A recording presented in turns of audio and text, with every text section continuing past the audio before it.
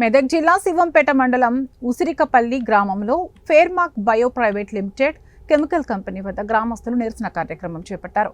తమ గ్రామంలో కెమికల్ పరిశ్రమ నిర్మాణం చేయవద్దని కంపెనీ గేటు ముందు టెంట్ వేసుకుని గ్రామస్తులు ధర్నాకు దిగారు. తమ గ్రామంలో బయోకెమికల్ ఫ్యాక్టరీ ఏర్పాటు చేయడం ద్వారా పర్యావరణం దెబ్బతిని ఇబ్బందులు ఎదుర్కొంటామని వారు ఆవేదన వ్యక్తం చేశారు.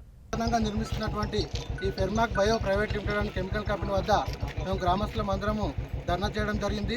ఎందుకంటే మా ఉసిరికపల్లి గ్రామంలో ఫార్మా కంపెనీ పడితే రాబోయే రోజులలో మొత్తం పంట పొలాలు కావచ్చు, రైతులు కావచ్చు, పాడి పశువులు కావచ్చు, మొత్తం పంట పొలాలు ఖరాబ్ అయిపోయి రైతులకు అనారోగ్యం పాలవడం జరుగుతుంది.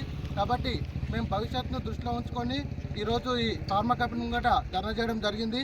ఇలాంటి కంపెనీని ఎవరు కూడా యాక్సెప్ట్ చేయరు. కాకుంటే మాకు ఎలాంటి ప్రజాభిప్రాయ సేకరణ పెట్టకుండా, గ్రామ ప్రజలకు తెలియకుండా, ఎలాంటి ఇన్ఫర్మేషన్ లేకుండానే వీళ్ళు ఇంత పెద్ద కంపెనీ నిర్మించడం జరుగుతుంది.